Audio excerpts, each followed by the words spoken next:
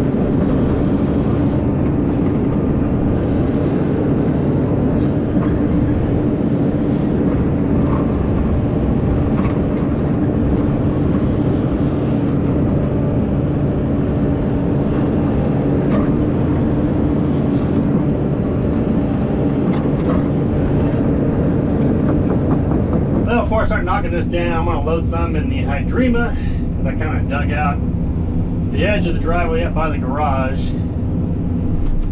which I'm probably just got to call and get some more 3-inch, but this may get me where I can dump some 1-inch over the top of it, at least fill some of that in. So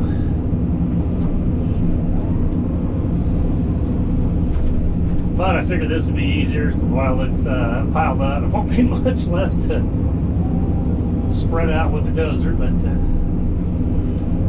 that's how it goes. I'll throw this in there so then I can go put it in that soft spot, and then we'll grade this out and then start moving the 1-inch, and then I can call those guys and see how much more base rock, if they got time to do that today, or more clay.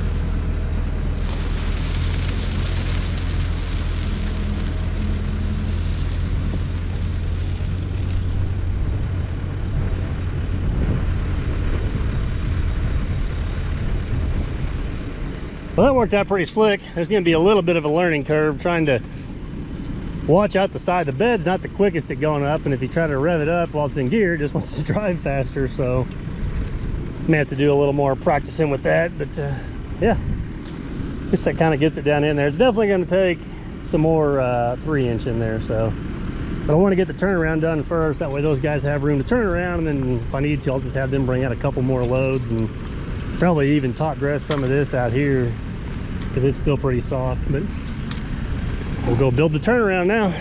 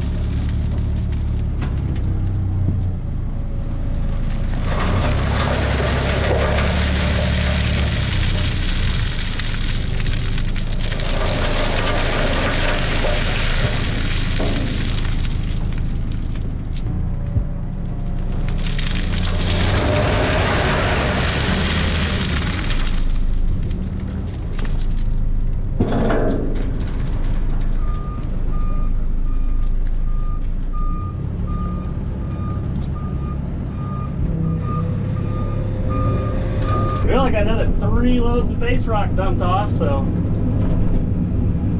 I just texted the guy and told him I'll take 3 loads of base, and I didn't specify, and I guess he told his drivers that 3 loads of 1-inch base, but the one rated is 3, which is fine. I mean, 3-inch, 1-inch, the 3-inch is actually going to be better to throw it on the edge of the driveway, and then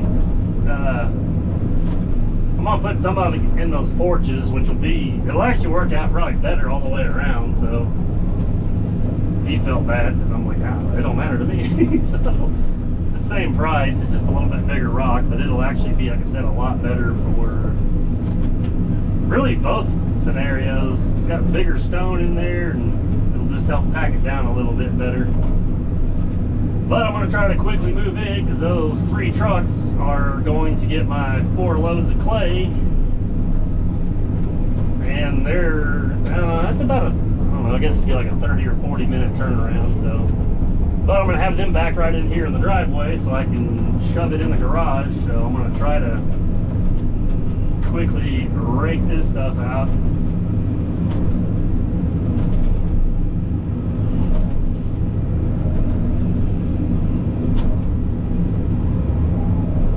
Kind of just guesstimating here on my driveway height, so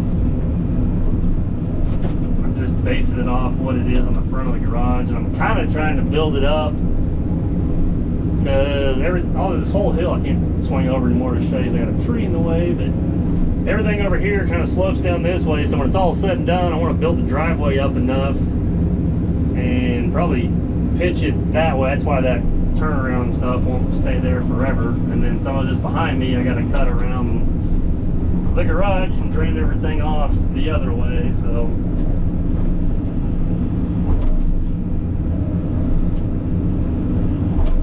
I'm trying to get it as close as I can now, even though it's, like I said, they're supposed to come frame the house this week or next week, I guess. So, but I still like to try to get the grade as close to what it's going to be, and everyone can start settling, everyone can drive on it and all that other stuff. But if it's not 100%, or just like here, we're probably gonna have water issues because I got that turnaround on there.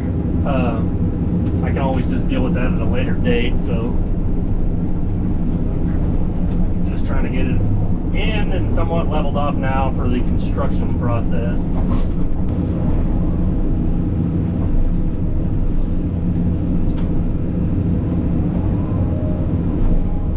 This bigger rock in here is probably going to work out pretty well because this dirt's still a little soft inside here. So luckily that concrete for the porches sits on top of these walls, so but they're still going to have to put some rebar and some wire in here and more rock, because this stuff's going to settle still pretty good, or at least hopefully it will with the rain.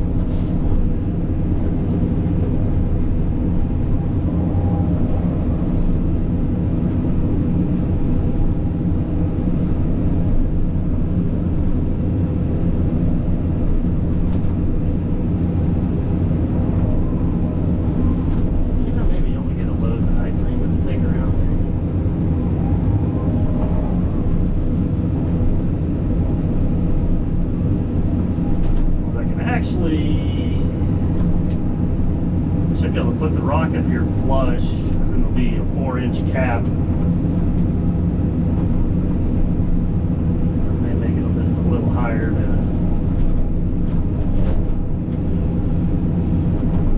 for settling purposes.